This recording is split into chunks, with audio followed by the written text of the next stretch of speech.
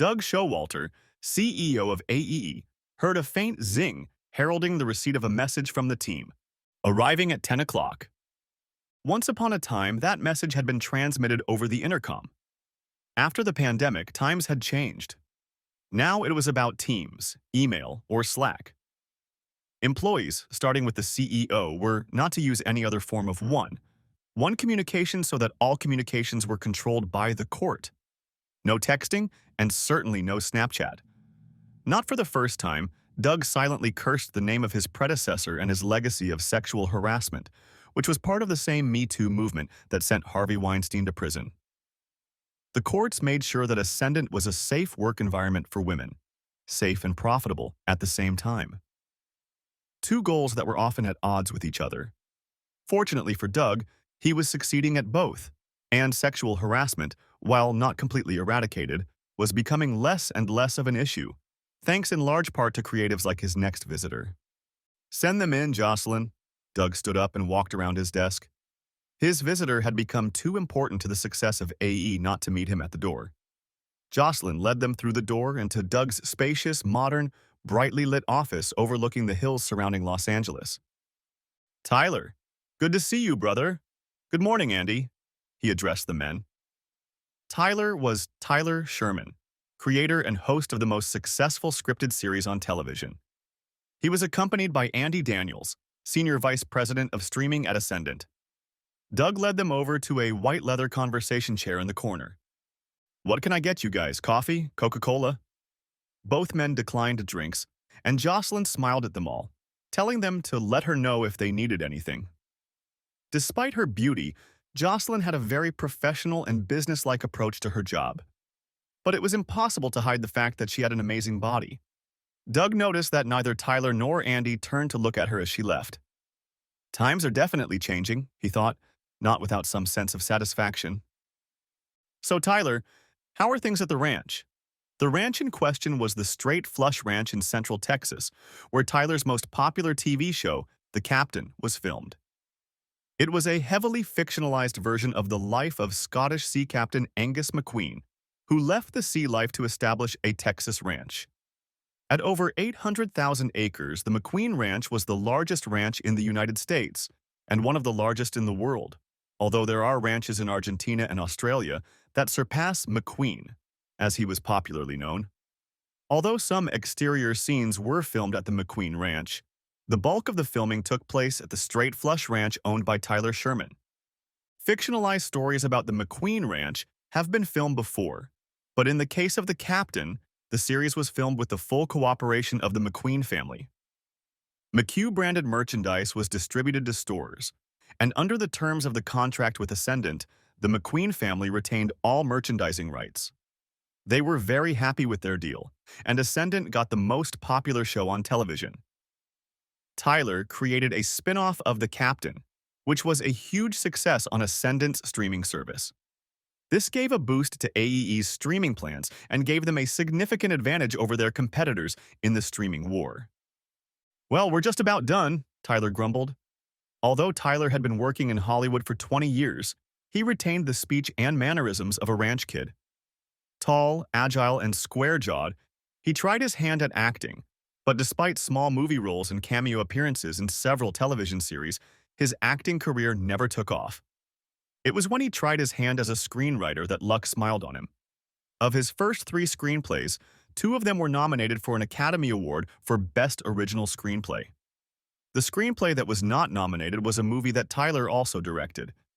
It performed modestly at the box office, but gained hot popularity on streaming services. That led to a deal with AEE. "All that's left is to finish cutting the last 3 episodes," he says, referring to the editing process. "So we're on time for the premiere of the first episode?" Andy asked. Was there any doubt? Tyler was steering the ship and everyone knew it. "I can't wait for it to start," said Doug. "I'm as big a fan as anyone." He leaned back in his chair and looked at Tyler, who seemed to have a slight smirk on his face. "What's really on your mind, Tyler?" he asked. Tyler smirked. "I need 200 million from you boys, give or take." Andy's mouth dropped open in shock. 200 million? He squeaked. "Dollars?" "Give or take," Tyler confirmed. That's a big number even for you, Doug said. Tyler was good, but expensive. Most of his shows were filmed on his Texas ranch, for which he charged a per diem fee. Every cow and horse used in filming was also paid a per diem rate. All the wranglers, veterinarians, and extra cowboys worked on Tyler's ranch, and their wages were also included in the cost of filming. Even the guy who shoed the horses, a blacksmith, as AEE's accountants found out, was paid at cost price.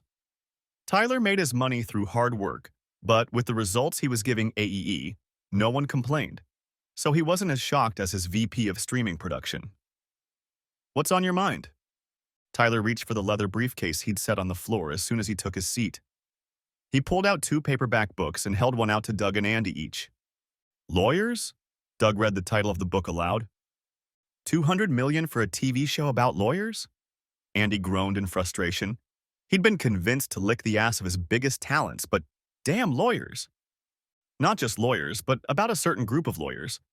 Have you ever heard of Bonham McLeod Garcia? No, Andy said. Yes, said Doug. Andy looked at him in surprise. Doug only smiled. B. McGee. We used them in Texas when we needed local representation. They're big and nice and expensive. God, they're expensive. Doug shook his head, remembering his dealings with B. McGee. First, they had refused to represent AEE in a wrongful death suit brought by the family of an extra who died on the set of a movie being filmed in Dallas.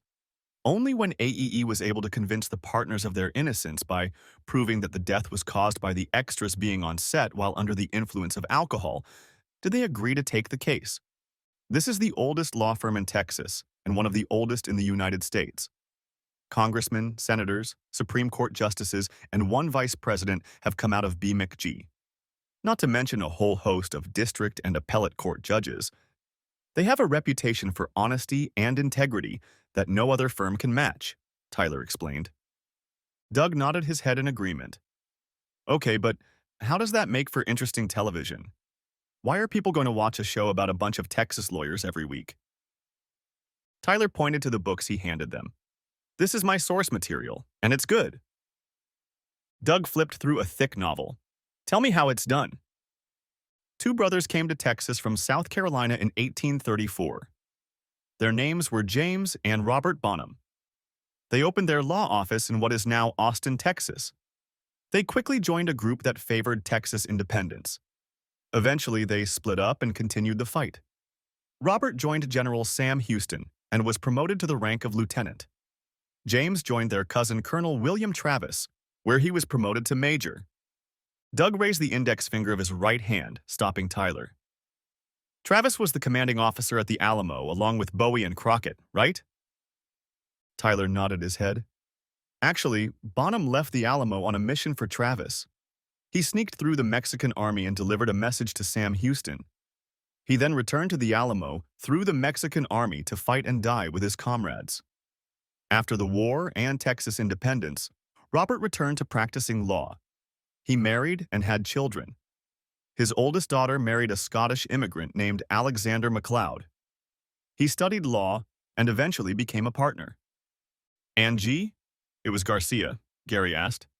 Tomas Antonio Garcia.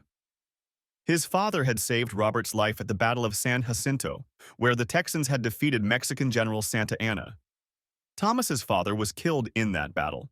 Robert took it upon himself to pay for the education of Thomas and his sister Angelica, who were teenagers at the time of their father's death. Thomas trained as a lawyer and entered the service of Bonham McLeod, who eventually became B. McGee. Robert was only 10 years older than Angelica. When his first wife died in childbirth, he married Angelica. Pretty incestuous law firm, isn't it? Andy snorted. Tyler squinted an eyebrow and Doug looked at Andy with mild irritation. Andy held up his hands. He realized this was a passion project for Tyler, and he'd better keep his usual Hollywood sarcasm in check. The book traces the firm's journey through the establishment of Texas as a republic and then as a state. It then covers slavery, the Civil War, Reconstruction, the rise of cattle empires, the development of the oil and gas industry, the space race, and the 1960s. They are just as powerful, if not more so, than they were 50 years ago. Their story is the most Texan of them all. Can you think of another law firm where the lawyers have been in gunfights with bandits, rednecks, and Comanches? Wow, Andy said. That sounded a lot more interesting than watching some Wall Street lawyer talk about arbitration. Any unexpected casting choices? Doug asked. Tyler shocked Hollywood with his casting choices for one of the Captain spin-offs. He chose retired two-time Super Bowl champion quarterback Kyle Kinsler and his wife Megan Bond Kinsler, a beauty who is also a former captain of the U.S. women's national soccer team. These two have starred in commercials and guest starred in TV sitcoms, usually playing some version of themselves, and therefore received their SAG cards. However, they were not actors and did not claim to be. They accepted the roles thinking it would be an adventure. But they were fooled even more. Tyler put them through a 6-month acting class and a month-long cowboy college to prepare them for a role in a 19th century saga. Critics agreed that they both played more than decent. Kyle was more believable than Megan, but their on-screen chemistry was electric and jumped off screen. Tyler shrugged slightly. Mark Tibbs has signed on to play James Bonham. He'll appear in the first 2 episodes. Tibbs? You have Mark Tibbs? Andy asked excitedly. Mark Tibbs had recently won the Oscar for Best Supporting Actor. Can you extend his role for a few episodes? Not since he died at the Alamo, no. As soon as he died, he died. No zombies are planned for the Alamo, Tyler said in an indifferent tone. Who do you have on Robert? Doug asked. I have a few ideas of who I want to cast as young Robert. That decision will depend on who will play the role of the older Robert. I have an idea that I'm running through my head of who I want. If things work out the way I hope they will, then I will make a decision on who will play the role of young Robert. Tyler leaned back in his chair and began to carelessly examine his fingernails before giving the scoop. Maria Elena Montoya has signed on to play Robert's wife, Angelica. Doug and Andy looked at Tyler in amazement. How? They asked in one voice. She supposedly retired from the acting profession when her husband died. Didn't she go into seclusion with her family? Doug asked. Maria Elena Montoya was the eldest daughter of the younger sister of King Juan Tomás Vega Montoya of Spain. After college, she modeled in Paris and London before being offered a role as an actress. She found that she enjoyed acting more than modeling. She got serious about her new craft, taking theater classes and gaining experience by auditioning for Broadway plays. It paid off. She was twice nominated for an Oscar, but she never won, although everyone realized that it was only a matter of time. Until an accident happened. Maria was pregnant with her husband's first child, Formula One driver Jean-Pierre Degas, when he lost control of his car at the Bahrain Grand Prix and crashed into a wall. He died from the impact. Maria was watching the race from her hotel room and saw the impact and the resulting fireball. She immediately realized that her husband was dead. That same night, she suffered a miscarriage. She was flown to Spain on a chartered airplane and heavily sedated. She spent 3 years in seclusion and did not appear in public until recently. Her agent and manager turned down anyone who approached her. On Christmas Day, she was photographed at Mass with members of the Spanish royal family. It was her first public appearance since her husband's memorial service. The fact that Tyler had mentioned in passing that she was returning to acting thanks to his TV series stunned Doug and Andy. Wow, okay, I guess we're okay with a sequel. And your source material, is it reliable? Doug asked. He picked up the book and looked at the cover. Who's the author? Jack McLeod. I take it he's related to McLeod from BMG? Tyler nodded his head. He's a relative. Everyone in the family either becomes a lawyer or goes into the military. Doug read the author's brief bio on the back cover. After retiring from the Army, General Jack McLeod began teaching history at Central Texas State University. This is his first novel. Not much of a biography, huh? Doug asked. He has a Wikipedia article. You should read it, said Tyler. Doug reached into the breast pocket of his suit, pulled out his iPhone, and started tapping away. He read for a few seconds and his eyebrows went up. Doug grinned. This guy's the real deal, isn't he? Tyler only nodded his head. Jack and Katie McLeod's house, Round Rock, Texas. Jack McLeod, Brigadier General USAF, retired, was excited and couldn't wait to break the news to his wife. If you didn't know him well, you might not have been able to capture his excitement. However, if you knew him well, you guessed it from the half smile that turned into a half smile for a split second. Throughout his military career, McLeod had always been able to keep his emotions under control. And to him, that brief smirk was the equivalent of unbridled glee. A television series, he thought to himself. They really want to turn my book into a television series. And not just anyone, but Tyler Sherman. It was impossible to pick up a newspaper or magazine, print or online, and not read about Sherman's mega success as a prolific television producer. Jack didn't watch a lot of television, but he did watch The Captain. Sure, it was a bit of a soap opera, but exciting nonetheless. And that's who was going to turn his book into a TV show. Because of a call from Alex Cordell, his agent and attorney, McLeod canceled classes for the day. An unheard-of event that left the history department faculty at Central Texas State University, another Austin University, speculating about what might have happened. Was it military-related? Was it a personal matter? Why did the general cancel his morning classes? The professors were curious, and the students were just glad for the suddenly free hour. Meanwhile, Jack hurried home to share the happy news with his wife. The red Corvette in the driveway made Jack cringe. The individual license plate that read Dabble made him uneasy in a way he hadn't felt since the last time he'd been in combat. Having to park on the street in front of his own house was even more annoying and forced Jack to do what he did best: confront the situation. He opened the front door and entered the house. Seeing no one in the living room, he stopped and turned around, listening to the sounds that soon came from the bedroom. The bedroom smelled like a brothel. His wife stared at him shocked when she finally noticed Jack standing in the doorway with a furious expression on his face. The piece of shit didn't even pause.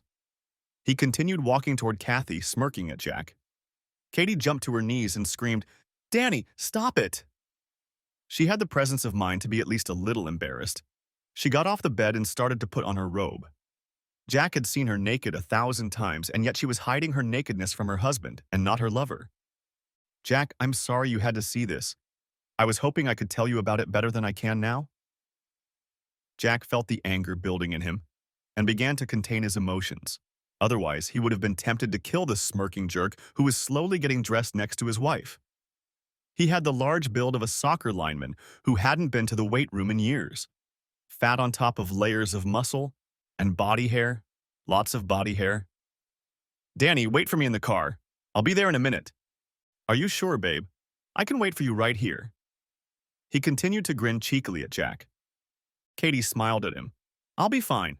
Jack won't cause any problems. What about you?" Katie looked at Jack. Jack looked at his wife in disgust. "Yeah, don't worry about it. I wouldn't touch her.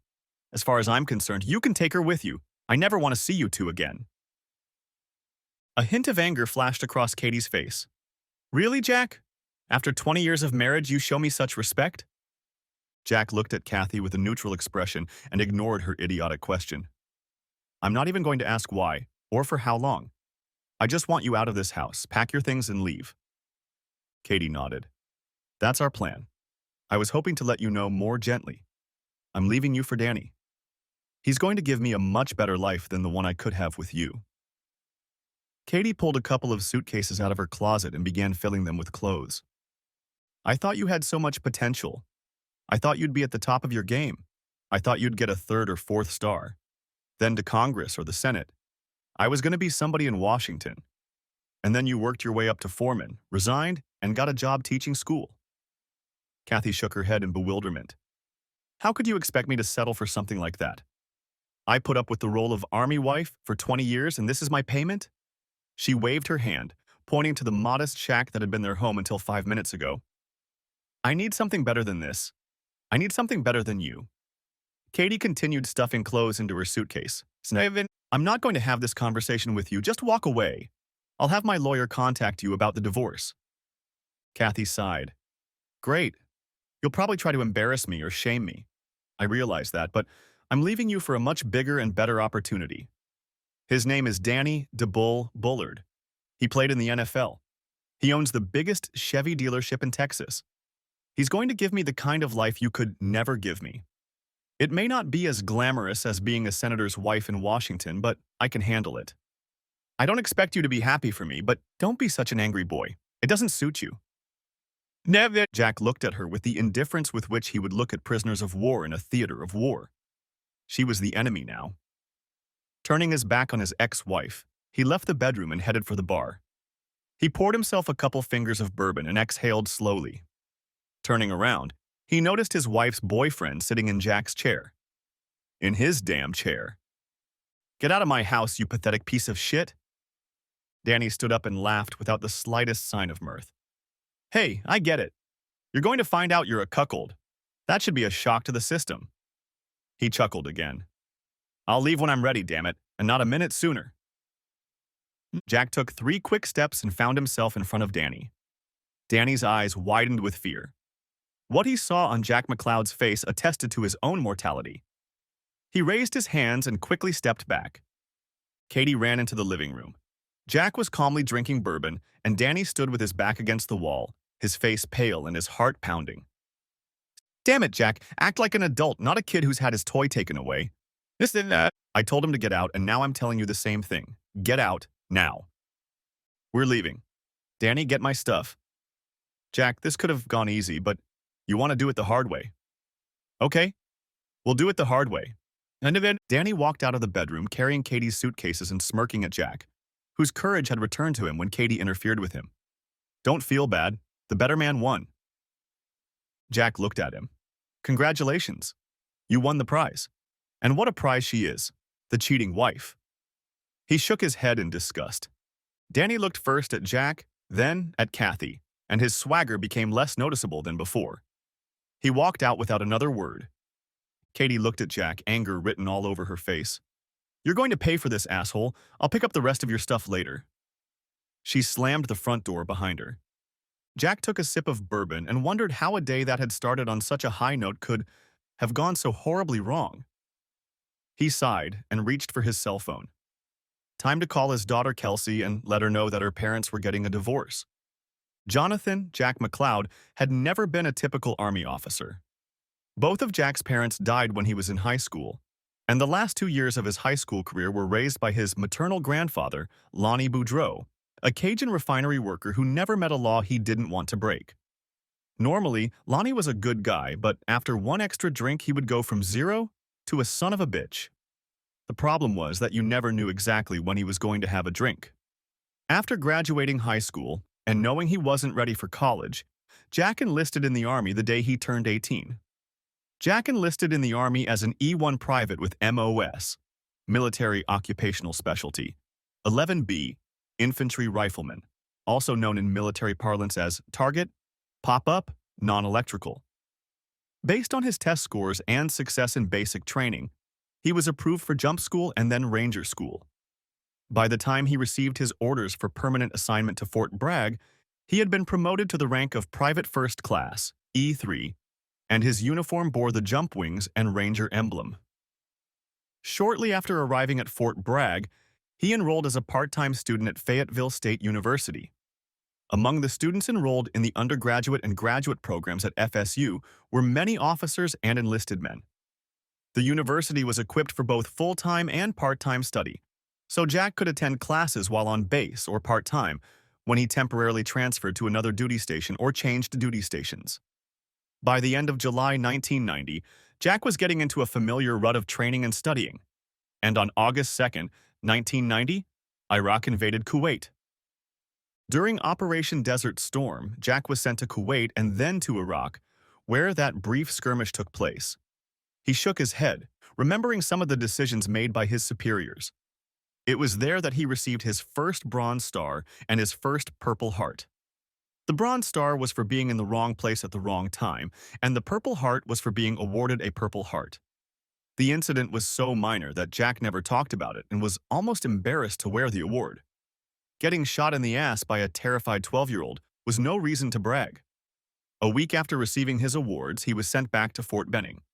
Standing on the tarmac waiting to board the C-130 airplane that was taking him back to Benning, he looked around the airport and thought, this won't be the last time he plays in this sandbox.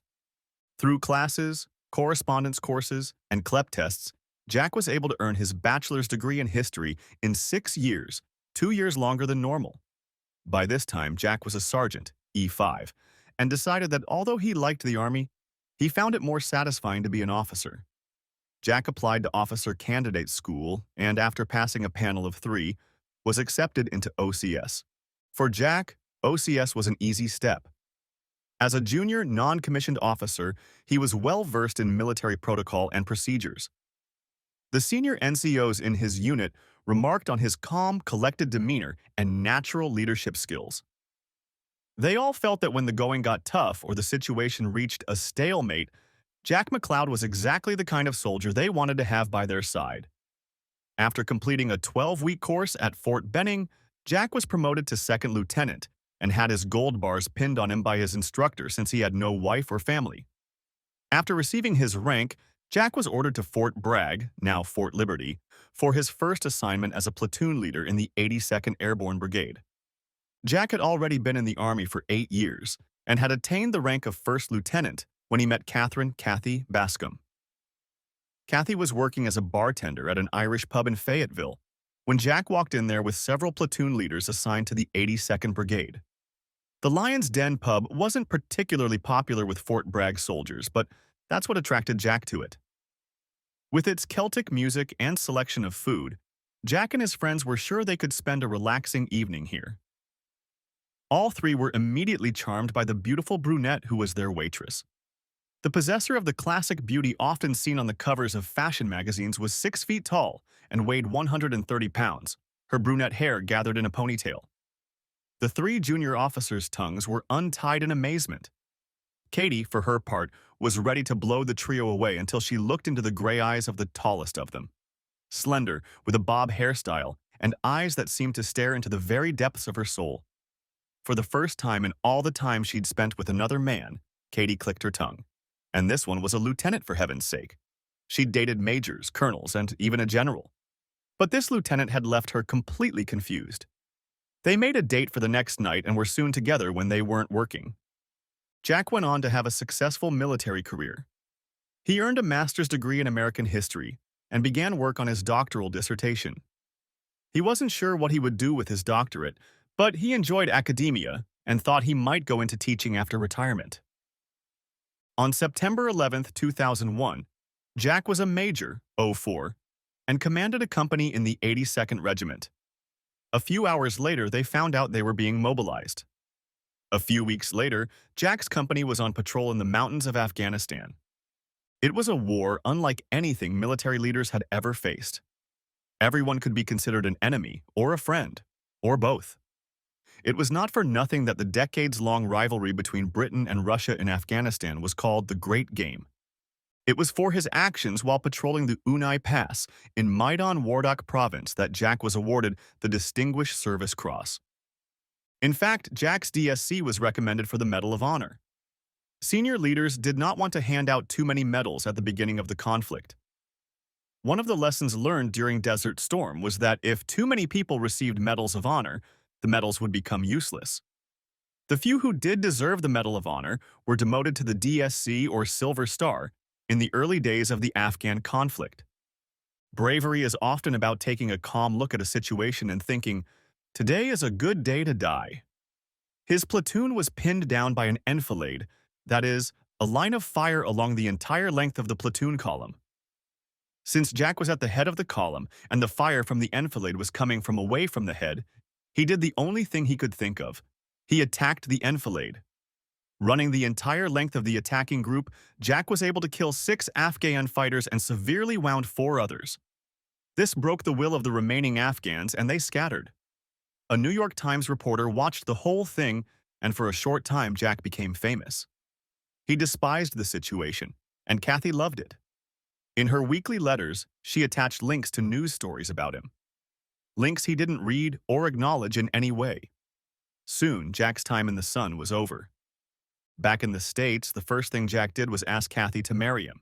She agreed, and they were quietly married in the post chapel under the direction of the battalion chaplain. Jack served 2 tours of duty in Iraq. During his first tour of duty, he was awarded the Silver Star for bravery. During his second deployment, he was awarded a second Bronze Star. He also received his second Purple Heart for wounds sustained in a firefight with the Republican Guard. After returning to the world, or the land of the Big PX, as the old-timers called it, Jack's life went on as usual. He continued to work on his doctoral dissertation, and he and Katie kept busy with their family. Their daughter Kelsey was born 9 months later, almost the day after Jack returned from his first deployment to Iraq. Katie loved her daughter, but wished she had more of her features. She had her father's blonde hair and gray eyes. People said she had her mother's nose, but what did that even mean? Everyone has a nose. By the age of 43, Jack had 25 years of service and was a lieutenant colonel in command of a battalion. He had a doctoral dissertation titled Texas Statehood as a reflection of the success of the Bonham McLeod Garcia law firm. His dissertation was a study of how a particular law firm influenced the fortunes of Texas and vice versa. Jack was distantly related to the law firm's founders, and during his 3-year tour of duty at Fort Hood, Texas, he gained unrestricted access to the vast amount of historical documents the law firm kept. Jack was already considering retirement when he was informed that he was on the list for promotion to colonel.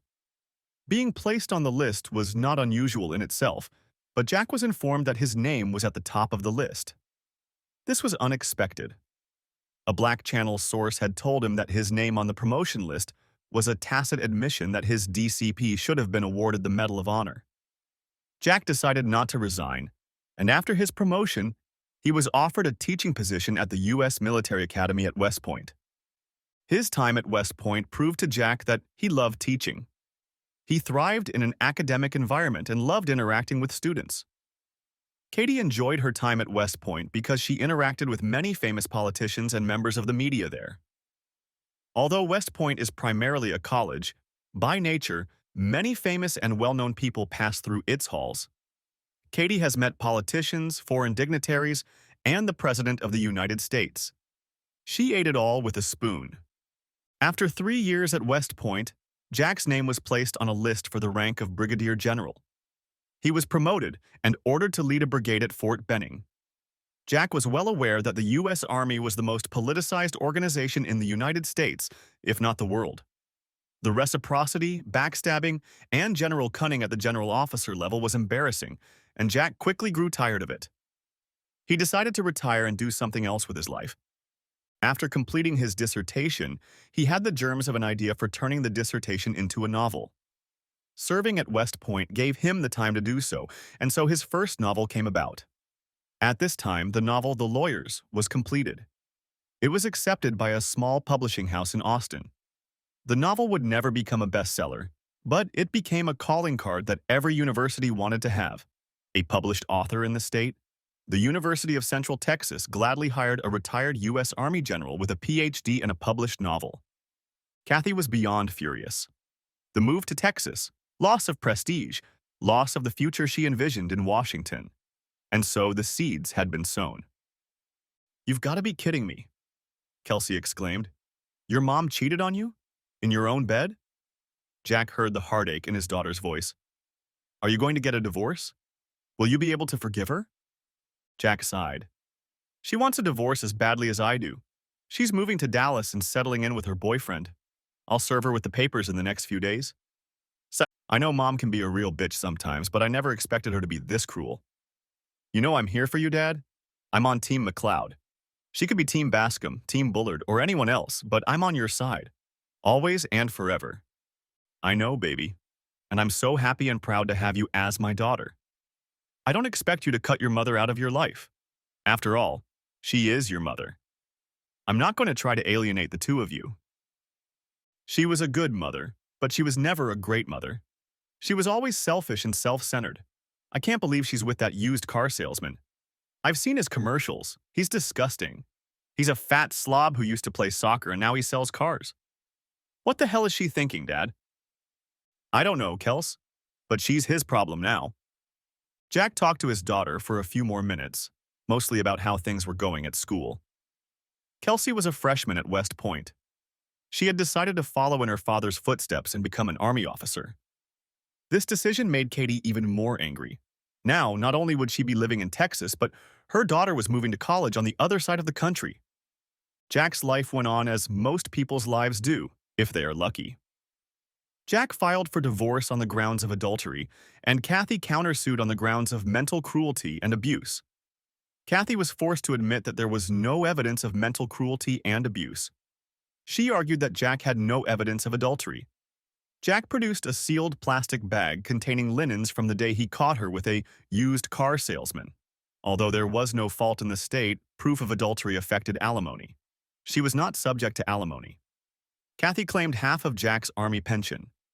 Although Jack had served in the army for 30 years, he had only been married to Kathy for 20 of those years. This entitled Kathy to one-third of his pension at the discretion of the judge. Because of the evidence of adultery, that share was reduced to 10%. This infuriated Kathy even more. Soon the divorce was finalized, and Kathy completely disappeared from Jack's life. Kelsey refused any contact with her mother. She blocked her mother on all social media, email, and phone. She didn't bother to respond to her mother's invitation to the wedding.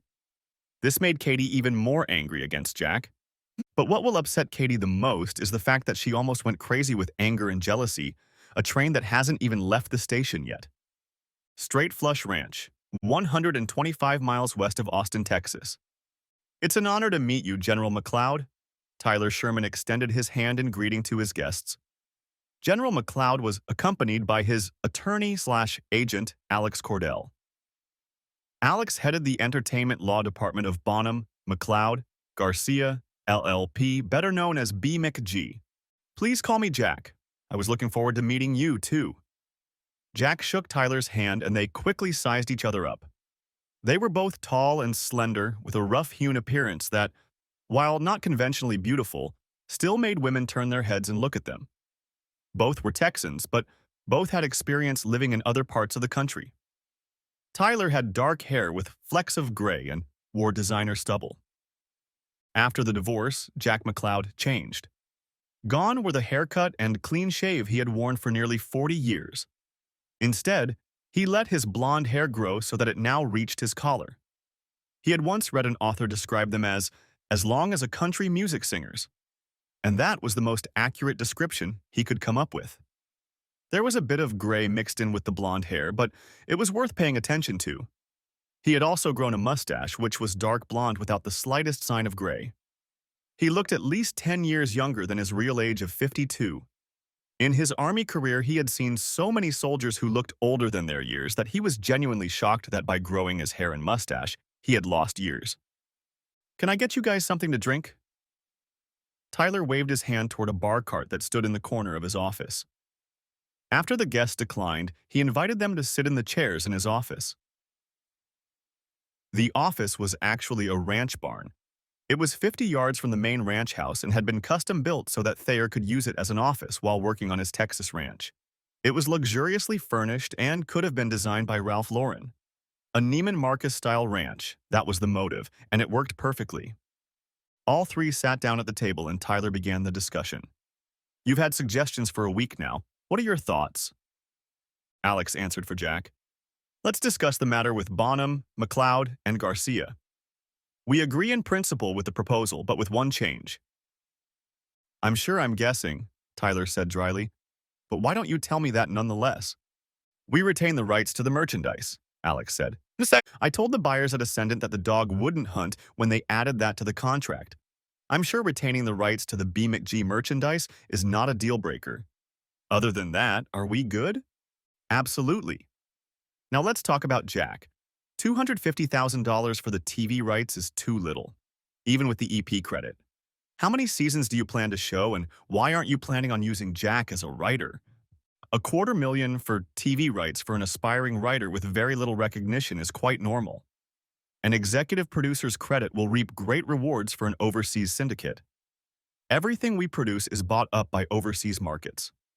Jack, your share as executive producer will be over $1 million per season, and we think there's enough material in your book for 4 seasons. As for writing the scripts," Tyle shook his head. "I write all the scripts. I'll let you read them and listen to your suggestions, but I have the final say on each script. Period. End of story." Alex looked at Jack and shrugged. "It's up to you, but it's a good deal for you. I want to make a couple minor changes, but overall, I think you should take it." Tyler said, "There's one small detail I'd like to bring up. Have you heard about the casting yet?" Alex had definitely heard about the casting call. It was all over the news. The casting of Mark Tibbs would be a big enough event, but the casting of Maria Elena Montoya caused an earthquake like tremors in Hollywood. It was the biggest acquisition of the last decade. Jack nodded.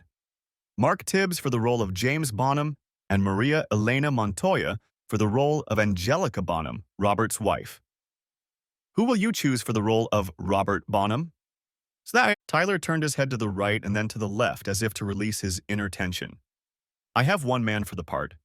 He's not a professional actor. As a matter of fact, I don't know if he's had any acting experience, but he has the looks, the charisma, and the presence, and I think he'll be a natural. He paused and leaned back in his chair. Okay, Alex said.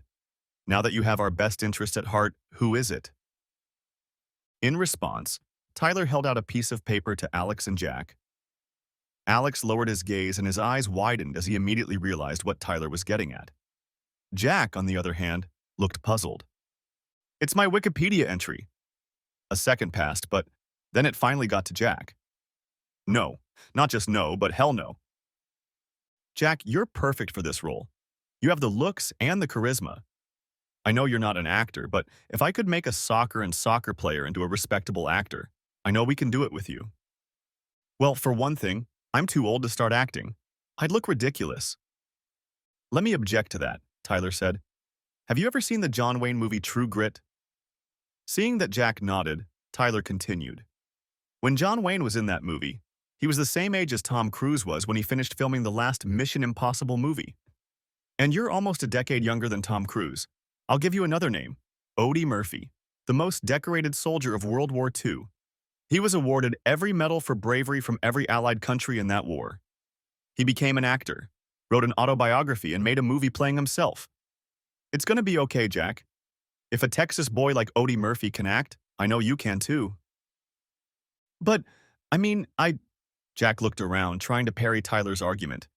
He was stuck searching for an answer. Finally, he looked at Alex, who was trying to hold back a laugh. The Gables on the Creek, Turtle Creek, Dallas, Texas. Mrs. Bullard, I'm so glad you could join me. Kathy couldn't believe her luck. She had only been married to Jack for 3 months and it had already happened. When she received a call from Carolyn Collier suggesting they meet for lunch, she thought there had been some kind of mistake. Carolyn Collier was a Dallas socialite and married to the owner of Collier Petroleum. Carolyn told Kathy that the meeting would be about the annual Beef and Butter Gala. Kathy knew that the BOG was the most exclusive annual event held in Dallas. It was the Texas version of the New York Met Gala. All the famous people, politicians, and celebrities with Texas roots went there. Please call me Kathy, she said, exchanging an air kiss with Carolyn. And I'm Carolyn, she smiled. That was only partially true. Her closest friends called her Carrie. It seemed to her that Kathy Bullard would never be so honored, but who knew? The ladies sat down at a table and were soon approached by a server who took their drink order. Taking a cue from Carolyn, Kathy ordered a Chardonnay as well. We were surprised when we found out that Danny Bullard had gotten married. Everyone thought he was a hardened bachelor. No one even knew he was dating anyone. We dated for a few months. We decided to keep our relationship a secret. I'm a pretty private person and don't like to spread about my personal affairs. Carolyn gave Kathy an appraising look. She only partially believed her story. She was reminded of the phrase from Julius Caesar about Cassius having lean and hungry eyes. Carolyn was sure there was more to this story, but decided not to pursue it further. A wife's background wasn't always the deciding factor. She knew an African-American Supreme Court justice who met his Caucasian wife on a racial gambling prostitution site. As long as the wife could hide her past, who cared? It's amazing, Carolyn said. To change the subject, I'd like to meet you. Are you familiar with the Beef and Butter Gala, BOG? Yes, of course, it's famous. Everyone who is goes to the Beef and Butter Gala. Well, that's true, but it's actually a charity fundraiser. Every year we raise about $10 million for charity through the BOG. I've been the chairperson for the last 10 years, and my co-chairperson for the last 5 years has been Lorena Garcia Marquez. This year, Lorena wants to take a step back to spend time with her husband and their new baby. You had a Mexican girl as co-chair? Katie asked, surprised. Maybe the BOG isn't as big a deal as she thought. Carolyn looked at Kathy with narrowed eyes. Lorena Garcia Marquez is royalty from Texas. Her great-great-great-grandfather died at the Battle of San Jacinto fighting for Texas independence against Mexico. Her great-great-grandfather was one of the founders of the oldest and most respected law firm in Texas, if not the entire United States. She, like her husband, is a partner in the very same law firm of Bonham, McLeod, Garcia. She's not some Mexican girl. Kathy turned pale upon hearing this and realized she had made a rash move. Did Carolyn know that she had once been married to McLeod and that he had written a book about the law firm? Rumors had reached her about a television series based on that book. Katie looked around the restaurant. Had she really been set up? I apologize. It turned out much worse than I thought it would. She's an amazing person and I'd like to meet her someday. Carolyn cast an oblique glance at Kathy but decided to give her credit. Maybe she was nervous. Maybe she was racist. Maybe she was a nervous racist. If so, that put her on par with half the wives in Dallas. Anyway, we're looking for someone to bring new blood and sponsorship to the Beef and Butter Gala. This year's gala was held last month, but we are starting to work on the next gala right after that. Now we'll get down to business, Katie thought. What her ex-husband would call rat killing. She wasn't being set up. She was being turned on. Co-chair of the board of directors, if she could make a big enough donation. How much are you counting on? Kathy asked. Carolyn was counting on a $250,000 sponsorship. After talking with Kathy Bullard, Carolyn revised that figure upward. $300,000, she said. Kathy sighed upon hearing that figure. It was an enormous amount of money. There was no way she could agree to that amount without discussing it with Danny first. I'll have to discuss it with my husband, Katie replied.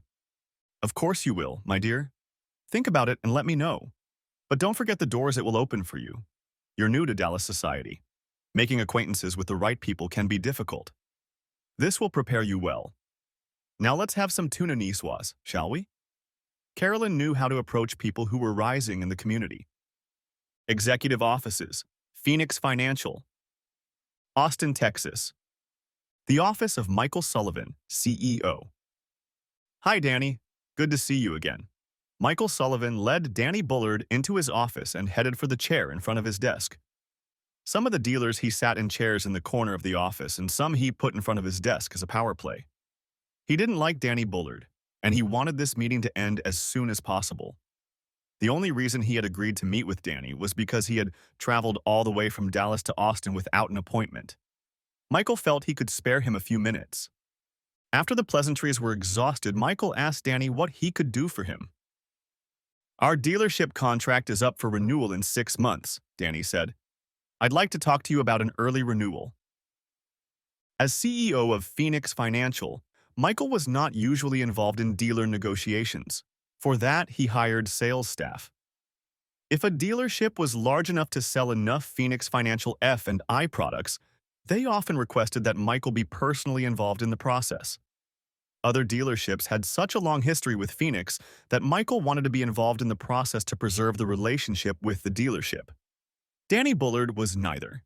He was a former soccer player and was arrogant enough to consider that a reason for the CEO to get involved. We can talk about this, Michael began. He tapped a few keys on his computer. To date, sales of financial and insurance products are down 10%, but the loss ratio is up 20%. Tell me about it. Danny's face flushed for a moment when Sullivan asked a question about his business. He had always thought of Michael Sullivan as a pencil-thick nerd. The kind of nerd who sits behind a desk and dotted and crossed I's and crosses I's all day long without having the slightest clue about the real world. He looked down on Sullivan and thought he was a big asshole. If Danny had ever deigned to look around Michael's office, he would have noticed the Golden Gloves trophies and pictures of Michael from the Army. He might even have noticed the Ranger insignia on Michael's uniform. But probably not. As for the downturn in business, we are in a down cycle. At most Dallas dealerships, car sales are either down or flat. It goes like this. Business goes up, business goes down. In a few months, we'll be up. As for the loss ratio, it has gone up a lot. We lost our service manager a few months ago. I have to manage the service department and the dealership. It's taking me out of the loop, but I have several interviews scheduled for the service manager position and hope to fill it soon. It will help with the unprofitability. Danny knew this problem would arise. A dealer's loss ratio is the percentage of sales under extended warranties to the amount of claims under those warranties. If it was a legitimate breakdown, a claim should have been made. The problem started when the service department started inflating those claims. The car needs one pull rod, but you tell the warranty company it needs two.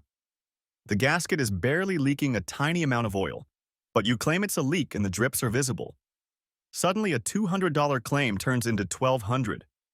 That's good for the dealership, but not so good for the extended warranty company, especially when you consider that the dealership has the right to cancel. Rescission. As an incentive to sell its F&I products, extended warranty, gap coverage, appearance protection plans, road hazard, tire warranty, Phoenix Financial provided an interest-free loan to the director-owner of the dealership.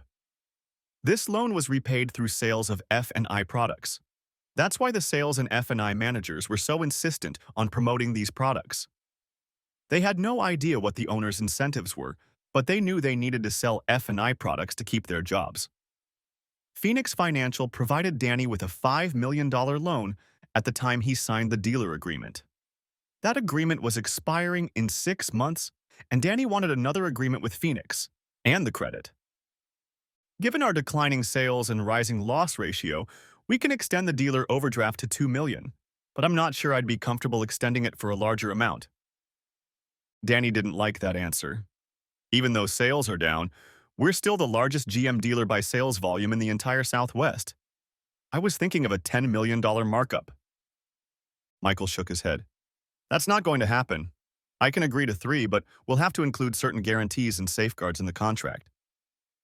Danny wasn't happy, but he had no choice. He needed money right away, and Phoenix Financial was his best chance. He could have looked for a new finance company, but that process would have taken months, and he needed the money now. Damn beef and butter. Straight Flush Ranch, 125 miles west of Austin, Texas. The set of the TV show The Lawyers. You settling in okay, Jack? Tyler Sherman asked. Have you met any other talent yet? Jack McLeod shook his head. What the hell am I doing here, Tyler? 6 years ago, I taught history at West Point. A year ago, I taught history at KTSU. And now I have to convince people I'm an actor? Jack shook his head. You must be completely desperate if I'm the best you can do. Tyler laughed. Don't forget, I not only saw your audition, I attended it. You're a born actor. I've seen that in military leaders. To be a leader is to play the role of a leader. If you are good at it, your soldiers follow you and believe in you. If you are bad at playing that role, they don't trust you and they don't follow you. Like I said, you're a natural. Tyler waved his hand and went off to do what showrunners do. Jack leaned back in his chair, which, like the movie, had his name printed on the back, and immersed himself in thought. He had met all the actors while reading the script and was immediately struck by the professionalism of the cast. This was not the spoiled group of actors you read about in Hollywood gossip. Everyone showed up on time, ready to work and with memorized lines. Mark Tibbs easily switched from his natural British accent to a Southern accent for the role of James Bonham. Jack has lost his Texas accent over the years and has spent enough time in the South that his accent is unmistakable. But what surprised him the most was Maria Elena Montoya, a person he bowed to. Everyone knew her tragic story, and everyone was attentive to her feelings. She hadn't filmed in 3 years, but watching her on set, you would never have known it. She was the first to arrive on set and the last to leave. She was always willing to lend a helping hand to anyone who needed it. It didn't matter if it was a gaffer or caterer. Maria Elena was always ready to help. When Jack first met her at the reading table, she smiled at Jack and told him she enjoyed reading his novel. His first thought was, yes, of course you read it. But her next words stunned him. To truly understand Angelique, I wanted to try to get inside her head. I couldn't do that just by reading your novel. I had my agent request a copy of your dissertation and I read it. It helped me better understand who Angelica was as a person. Maria Elena Montoya was not just a smarmy face who could repeat lines written for her by someone else, a talent that many actors of both sexes believe makes them special. Nor was she a smarmy face on long legs capable of walking down the runway during a fashion show. Nor was she just the niece of the King of Spain and the widow of a Formula One driver. Maria Elena Montoya was a complex, intelligent woman whose stunning looks hid an almost genius IQ. She enjoyed talking about Parisian fashion or quantum computing. She was well-read and well-spoken on a wide variety of topics. Jack was awed by the 35-year-old actress and realized he needed to stay as far away from her as possible. He could easily make a fool of himself, and he didn't want to let that happen. The first scene Jack shot with Maria was a scene from episode 4. Tyler originally thought of casting a younger actor to play the role of a young Robert Bonham. When Jack showed up at Tyler's ranch with a mustache and outgrown hair, Tyler realized that with a little makeup and special effects, it would be easy to age Jack, allowing him to play Robert for decades. Not only would this save money, but it would also provide a more believable continuity over time, and Jack was up to the task. In a scene they filmed today, Robert Bonham was pushing Angelica away. His wife died in childbirth 6 months ago, and Robert felt he needed to grieve some more. Angelica had been in love with Robert since she was a teenager and longed for him. Robert stubbornly insisted that they weren't together. Angelica threw caution aside and threw herself at Robert. Scene: the interior of the Bonham law firm office during daylight hours. Angelica: Mi querido, you can't grieve forever. I am here. I love you. I long for your touch. Don't push me away. Angelica walks over to Robert. She holds out her hands. As she slowly approaches Robert, his expression becomes conflicted. He mourns for his wife, but she is dead. Angelica is beautiful, vibrant, and desires him. Robert closes his eyes and a calmness descends on him. His face seems to relax and a smile appears on his lips. He opens his arms and Angelica throws herself into his embrace. They kiss passionately. End scene. The English have a word that is unique to them. It's a word that is difficult to translate into American English. The word thunderstruck is close to it, but it is still missing. The British word is gobsmacked. Maria Elena's kiss stunned Jack. It wasn't good, not good at all. He had to find Tyler. It was time to reevaluate his role. Bullard Chevrolet, Service Department. Danny Bullard was furious. Of the 4 interviews he'd scheduled for the new service manager, he'd canceled 3. 2 of them didn't even bother to call, they just didn't show up. He'd been managing the service department as well as the sales department for almost 6 months now, and the stress was getting to him. He was yelling at both employees and customers. His wife was taking the brunt of his anger. Last night he was so angry that he pushed Kathy through the closet door in the bedroom. For a moment he saw the terror in her eyes that he might come after her and hurt her. Damn it, he just needed to find a good service manager. Danny was tense and angry when the speakerphone said he was needed at the service center. Damn. The service center customer was a hottie. Blonde with a ponytail, wearing black yoga pants, Nike Cross trainers, and a pink t-shirt that said AOC for president. Jesus, goddamn Christ, thought Danny. Goddamn Barbie soccer mom. A few feet away from him stood a Barbie clone playing on a cell phone. He couldn't tell if the clone was his daughter or his sister. They both looked alike. Danny put a smile on his face as he approached the customer. Hi, I'm Danny Bullard. I'm the owner. Do you have a problem you'd like to talk to someone about? Yes, I'm Marcy Clarendon. I left my Suburban a week ago because the air conditioner stopped working. Your service advisor charged me $150 to diagnose the problem and told me the compressor was faulty. She also said I needed to replace. Marcy paused, checking the bill. The battery and the orifice. She quoted an amount of $1,500 including diagnostics. Marcy paused, and that gave Danny a chance to cast a glance at Debbie, who was his only female counselor. She studiously avoided his gaze. Barbie's clone continued to play on his cell phone while Barbie caught her breath. I agreed to the repairs, and 2 days later she called me and told me my Suburban was ready. I paid for the repairs, and when I went out to the car and started it, the air conditioning wasn't working. I went back and talked to your consultant. This time the customer actually pointed to Debbie. Your counselor told me I would have to keep my Suburban, but I could borrow it. I hadn't heard from her all day, so I called after lunch and asked what was going on with my car. She said the evaporator was leaking, and it would cost me another $1,500 to repair it. The customer swung for an estimate. That's unacceptable. I want to know what you're going to do about it. Danny tried to put a sympathetic expression on his face. It's unfortunate. I'm sure you realize that it's not always possible to identify all problems the first time. Sometimes you have to fix the most serious problems first and then other problems pop up. Marcy wasn't satisfied with that. I paid $150 to diagnose the reason my air conditioner is not working. If I pay you to diagnose a problem, I expect you to diagnose it. If your people had done their job right, we wouldn't be here. Danny tried to calm her down. A hysterical woman was just what he needed to end this shitty day. Okay, calm down and think about this rationally. The price would have been the same if we had diagnosed it all at once or the way it ended up happening. You would still have to pay the same amount. Being told to take it easy was exactly what she needed to hear in order to take action. I was willing to pay $1,500 for the air conditioner. Neither then nor now am I willing to pay $3,000 for air conditioning in an 8-year-old Suburban. I want my old parts installed and my money back. Danny looked at Debbie, who muttered the word missing. Danny turned to Marcy and said, "That can't be right. Your parts have been sent for recycling. Look, I'm willing to waive the $150 diagnostic fee if you replace the evaporator.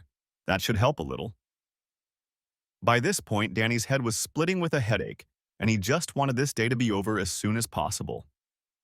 This is unacceptable. I want a refund. I want my truck returned to the condition it was in when I brought it in for service. If you can't do that, then I want to talk to your boss. Danny exhaled noisily. He'd had enough. He was sick of playing service manager, and his head hurt so bad he was afraid he was going to have a stroke. When I said I own this dealership, what do you think that means I have someone I report to? You think Charlie Chevrolet signs my paycheck? I'm the goddamn owner, dumbass. I have the final say, and what I say will be done. Pay for the vaporizer or don't pay for the vaporizer. I don't care one way or the other. The air conditioning in my car works fine. I don't care if you sweat or not, but if you want to come back after work, we'll try to work something out. Danny turned on his heel and walked out of the service department. He didn't see Barbie's clone smile, tap the screen of his phone, and give Barbie a thumbs up. Straight Flush Ranch, 125 miles west of Austin, Texas. The set of the TV show The Lawyers. Tyler threw a party to celebrate the end of filming. Buckman's BBQ restaurant out of Fredericksburg provided the party, and you couldn't walk 10 feet without ending up at a full beer tub. In addition, 2 bar tents had every conceivable alcoholic beverage on display, ready to be dispensed as part of Tyler's open bar. 3 bands were scheduled to perform at the party. The party started after the last stage ended at 2 o'clock in the afternoon and will continue through tomorrow morning. Tyler provided a whole fleet of buses to take the cast back to their hotels or Airbnbs. Tyler felt that living was a necessity and Ascendant would pay for it. Jack had never been much of a drinker, but for the past hour he had been drinking the same beer. There were hay bales around the stage stacked so that you could sit on one bale and lean on another. Jack was sitting with his eyes closed, facing the sun, listening to the music when Maria Elena sat down next to him. He realized it was Maria Elena before he even opened his eyes. Only a light scent of sandalwood emanated from her. "You have been avoiding me for weeks now, my general." She pronounced the word general with a Spanish pronunciation. Jack sighed. After his on-screen kiss with Maria, Jack had practically begged Tyler to cancel his contract with him. Tyler had laughed at him. "Every time you move, that girl's eyes follow you," he said. "I know you're attracted to her. I think she cares about you too. I don't know what she sees in an old broken-down soldier, but damn, you're a lucky son of a bitch. So hell no, I'm not letting you out of your contract. This girl has had a rough time the last few years. She's come out of her shell, and it's partly your fault. Take her with you to the malt shop, or the hop, or wherever else you old farts go. You both deserve to be happy." Jack was undeterred in his desire to stay away from Maria Elena. She was 17 years younger than him. Her uncle was the King of Spain. She was world famous and considered one of the most beautiful women in the world. What could he offer her? A 3-bedroom house in Round Rock, Texas? He opened his eyes and turned to face Maria. She was wearing cowboy boots, jeans, and a cowboy hat. She was also wearing a brown t-shirt with a U.S. Army emblem over a heart. Good God, Jack thought. She's the most beautiful creature that ever lived. You're right, Maria. I've been avoiding you. When I'm around you, I lose all sense of who I am and what I'm doing. I don't like losing control like that. It scares me. You scare me. Maria smiled at Jack. You won't be going to war again, sweet general. And when we've been married for a few years, maybe you'll stop losing control. Jack shook his head. I have a 3-bedroom house in Round Rock, Texas. I'm a college history professor who's temporarily fulfilling his fantasy and starring in a TV show. When it's over, I'll go back to teaching. He shook his head. Maria, I'm not what you're looking for. Jack, I'm 35 years old. I'm a widow who lost a child while he was still in my womb. Millions of people witnessed my husband's death. It's been televised and repeated over and over again. I've experienced his death 1,000 times. Do you know what else I've experienced over and over again? Maria looked intently at Jack, who shook his head negatively.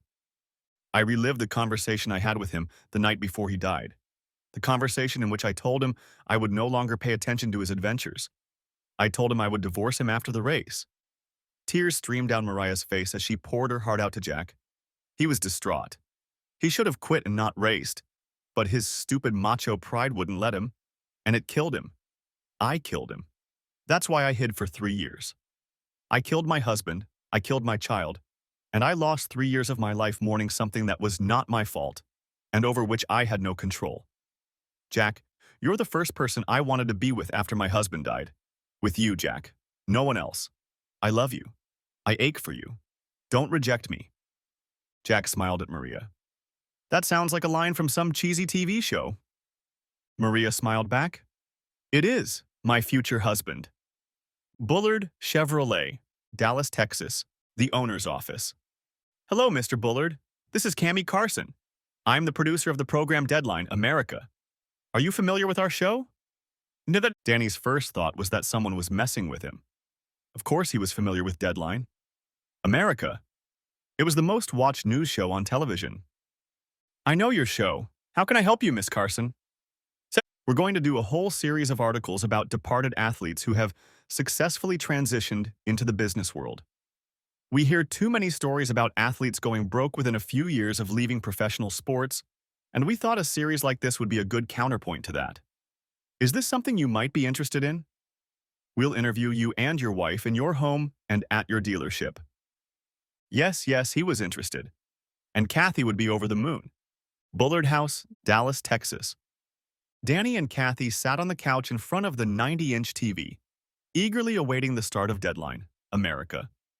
The producers had told them that the entire episode would be about Danny and Kathy. The episode was heavily advertised on television and social media, and they were almost dreading the start of the show. The producers refused to show them the final edit, so this is the first time they will see it with the rest of the Americaline audience.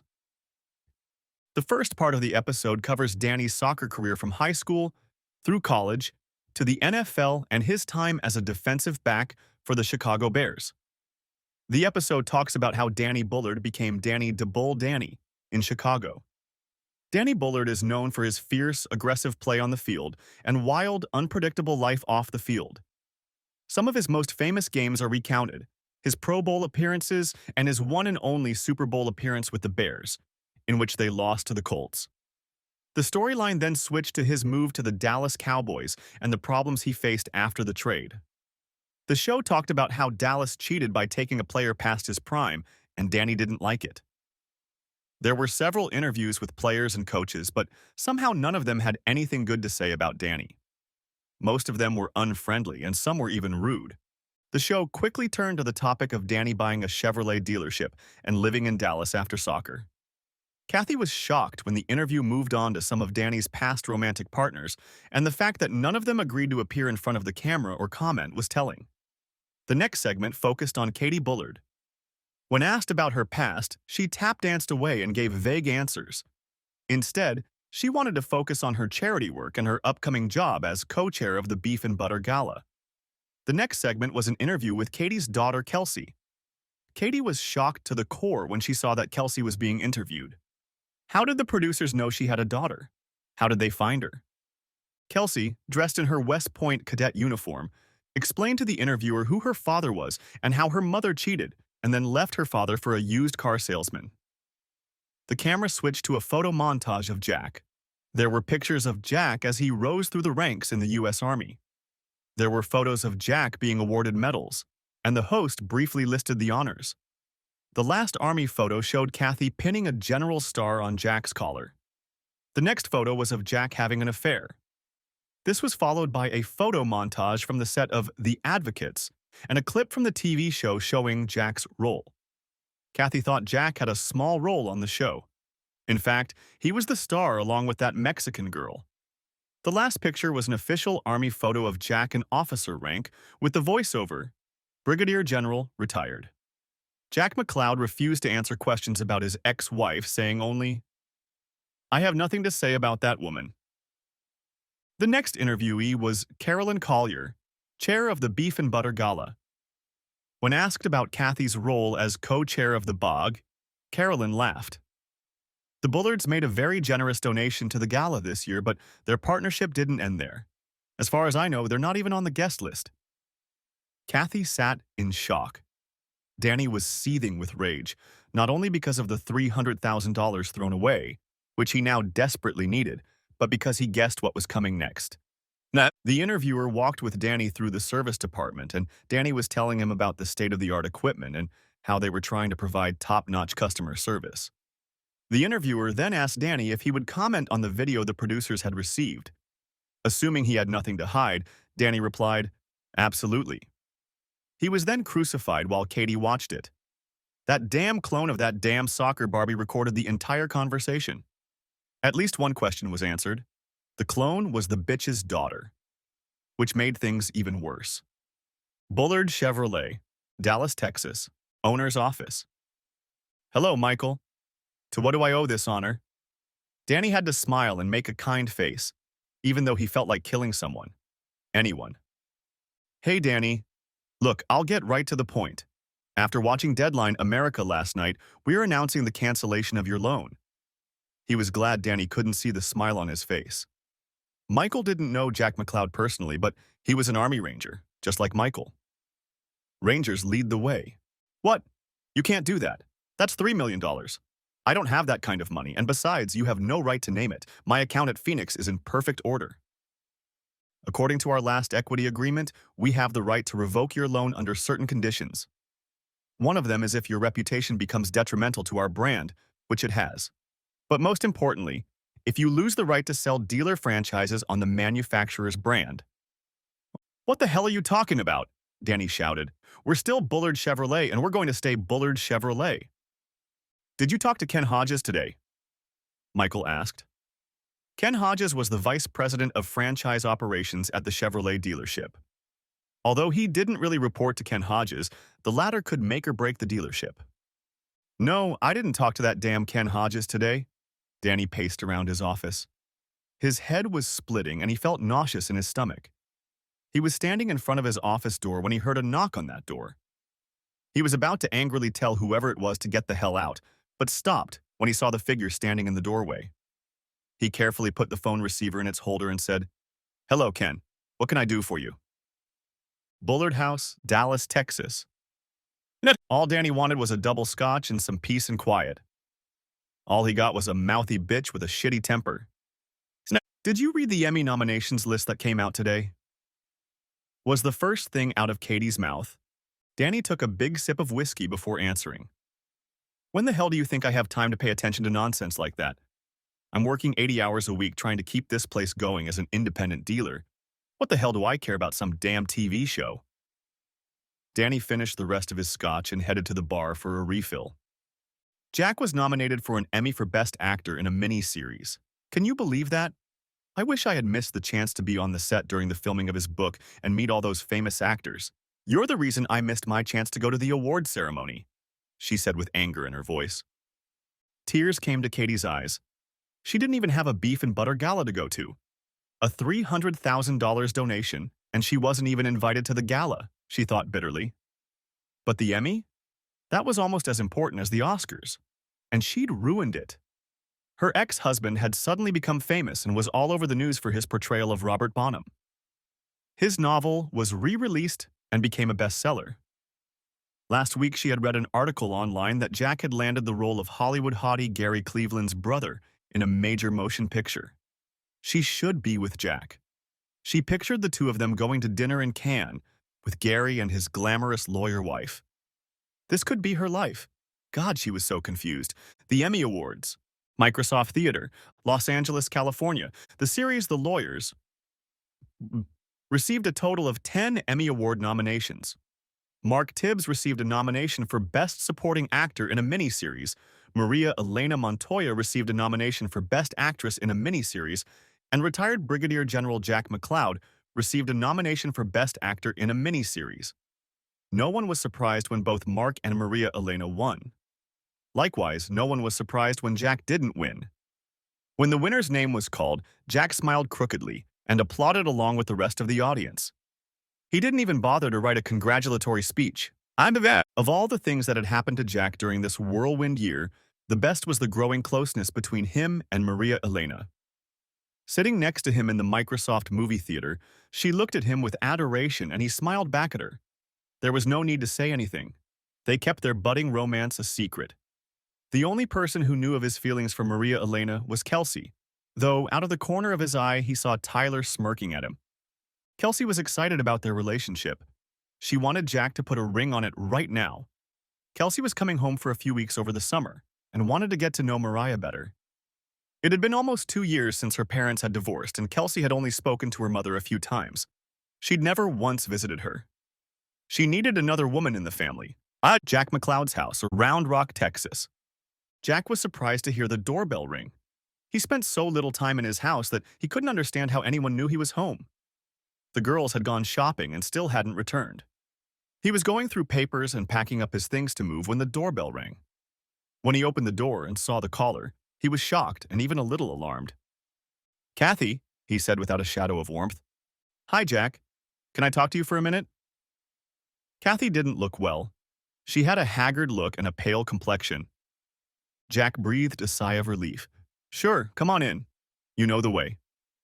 Kathy sat down in the chair that had once belonged to her. Tears came to her eyes at the memory of it. Jack sat down in his usual chair. It seemed different to him. He hadn't been home in months, and the cushions had returned to their usual state. They no longer conformed to his ass. The strangest thoughts come to mind at the strangest times, he pondered.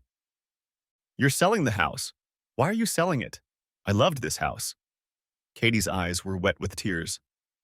"I don't really spend much time here. I bought land west of Austin, and I'm building a house there. I bought horses, and that's where I plan to spend my time when I'm not on set. I've watched you on television. I even saw the movie you were in with Gary Cleveland. You were so good, Jack. Why didn't you ever try to become an actor when we were married?" Jack shook his head at the ridiculousness of the question. "In case you've forgotten, I was too busy serving as an officer in the United States Army. Acting wasn't part of my plans then. Nor would it be now, unless my agent had contracted me for 3 movies over the next 2 years." Katie's eyes widened at this revelation. It only reinforced her decision. "I wanted to tell you how sorry I am for everything I've done. I had everything I wanted and I threw it all away." She began to sob, looking down at her clenched hands. "I'm so sorry. I want you to know that I divorced Danny. You'll never have to worry about him again." Kathy let Jack's exclamation pass her ears. "All right, Kathy. I forgive you. It's water under the bridge. It's nothing scary, nothing bad. It's water off a duck's back. Don't worry about it. We're fine." Jack stood up. "Was there anything else? Do you think there's a chance?" She was interrupted by voices coming from the kitchen. The girls were back early, Jack thought. As they rounded the corner, Katie was shocked to see her daughter accompanied by an obviously pregnant Hispanic woman who appeared to be several years older than Kelsey. The woman was gorgeous, and Katie wondered who she was. Their laughter and chatter stopped abruptly when they noticed the guest. "Mom," Kelsey admitted without the slightest emotion. "What brings you back from Hades?" "Kels," cautioned her father. "Be polite to your mother." "Have a seat, ladies. Katie was just asking me a question." He nodded toward Kathy. "You were saying—" Katie took a deep breath. If she was going to grovel and humiliate herself, she might as well do it in front of her daughter, but doing it in front of some pregnant Mexican woman? She didn't care about that. Kelsey, it's been years since we've seen each other, so I don't know all your friends. Would you like to introduce me? I'm sorry, Mom. You've always been up on Hollywood gossip, so I thought you'd recognize her. Kathy, is it Bullard or Bascom? Either way, Katie, this is Maria Elena Montoya. She's my friend, but more importantly, she's my father's fiancée and the mother of my future little sister. Maria Elena Montoya, meet the stupidest woman in America. Thanks for watching. I hope you enjoyed it, so subscribe to my channel and watch the next video.